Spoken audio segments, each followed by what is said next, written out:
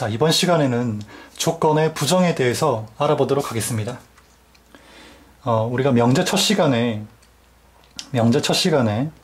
명제 P에 대해서 배웠고요. 그쵸? 그 다음 명제 P를 부정할 경우에 앞에 물결표를 쳐서 이렇게 not P라고 쓴다고 배웠습니다. 조건도, 자, 우리 조건 명제 줄임말이죠. 그쵸?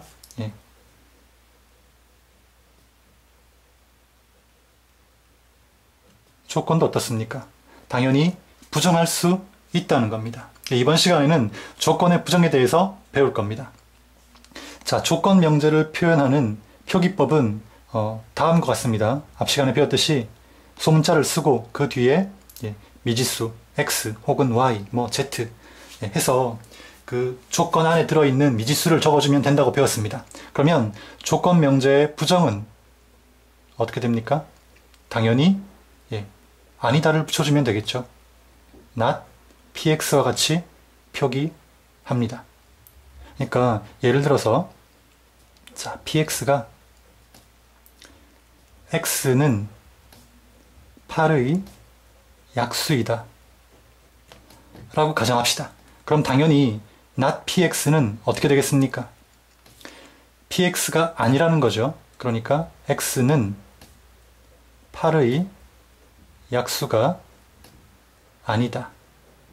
이렇게 되는 겁니다. 별로 어렵지 않죠, 그쵸? 그냥 부정하면 아니다만 붙이면 됩니다. 그리고 px에는 그 not 기호 물결표를 쳐서 이렇게 px의 부정을 나타내주면 되겠습니다. 그럼 당연히 어떻습니까? 우리 명제에 배웠던 것처럼 한번 부정한 조건을 한번 다시 더 부정하게 되면 당연히 이 녀석은 x는 8의 약수가 아닌 게 아니다니까 자기 자신이 되겠죠. 그쵸? 이렇게 될 겁니다. 자, 이렇게 놓고 우리 이번에는 진리집합을 한번 잠깐 살펴보도록 합시다. 자, 진리집합 살펴보기 전에 다시 한번 좀 정리를 하고 넘어가면 명제라는 건 참 거짓을 명확히 판별할 수 있는 문장이나 식이라고 했습니다. 따라서 명제 P는 증명을 해야 하는 내용입니다. 그렇죠? 그러나 조건 명제는 어떻습니까? 조건은 참 거짓을 우리가 알 수가 없죠. 이 자체로는. 즉 x에 어떤 값이 들어가야, 어떤 값을 대입을 해야 이 문장이 참 또는 거짓으로 판명이 됩니다. 그래서 명제가 주어지면 증명을 하고 조건이 주어지면 증명이 아니라 뭡니까? 이 조건을 참이 되게 하는 진리집합을 구해야 하는 거죠. 되겠습니까? 명제는 증명, 조건은 진리집합. 이렇게 연결시켜서 여러분 기억해 두시면 좀 편할 것 같네요. 되겠습니까? 구별되겠죠? 자, 이렇게 해서 다시 본론으로 돌아와서 px의 진리집합을 한번 구해보도록 하겠습니다. 그러면 당연히 px의 진리집합이니까 대문자 p를 써야 되겠죠. 이 녀석은 그러면 x는 8의 약수라고 했으니까 1, 2, 4, 8과 같이 될 겁니다. 그러면 자, 이번에는 자, px의 부정, 이 녀석의 진리집합을 한번 알아보도록 합시다. 그 전에 먼저 벤 다이어그램을 한번 그려서 px의 진리집합을 표현해 보겠습니다.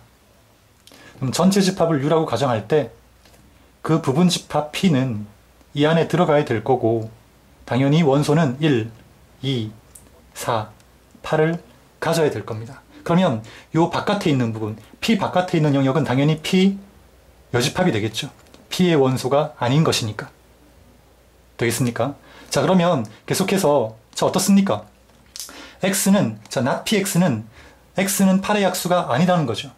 x는 8의 약수가 아니라는 겁니다. 그럼 1, 2, 4, 8이 아니라는 거죠. 그럼 당연히 1, 2, 4, 8이 아니면 1, 2, 4, 8 그 바깥쪽에 있는 원소들로 이루어진 집합일 겁니다. 결국 p 여집합이 되겠네. 집합에서 보자면. 되겠습니까? 이거 이해됩니까? 이게 이해가 돼야 됩니다. 매우 중요한 내용입니다. 그렇죠? 그러니까 자, 이 내용을 우리가 한번 다시 정리를 해보면 이렇습니다. px의 진리집합을 p라고 하면 not px의 진리집합은 무엇과 같다? p 여집합과 같다는 겁니다. 그러니까 조건에 not이 붙어 있으면 그 not은 진리집합에서 이런 여집합의 의미를 가지고 있다 라고 이해를 하시면 되겠죠. 그럼 당연히 어떻습니까? not px. 그러니까 이 녀석의 진리집합은 p고, 그쵸?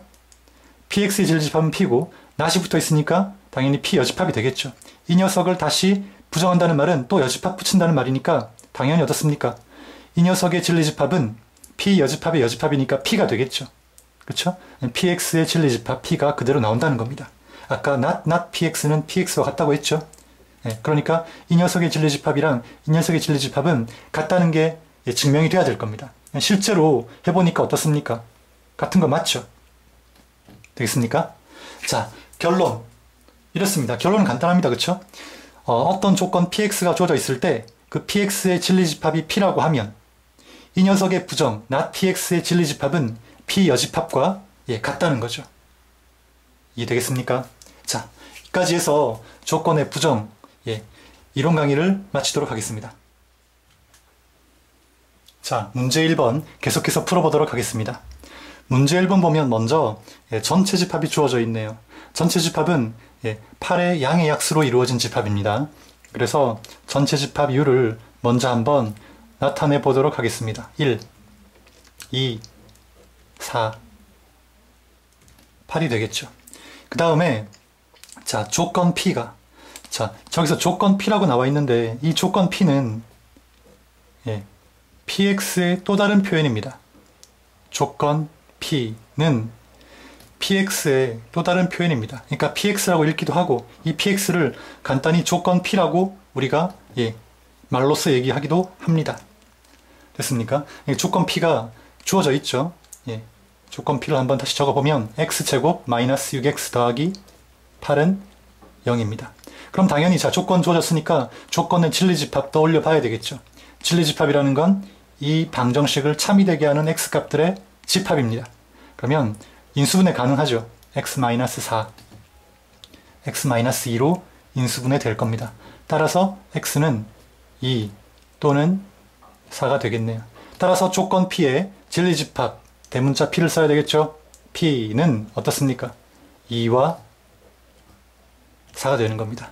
근데 문제에서는 not P의 진리집합의 모든 원소의 합을 구하라고 했습니다. 그러면 자, not P의 진리집합은 어떻습니까?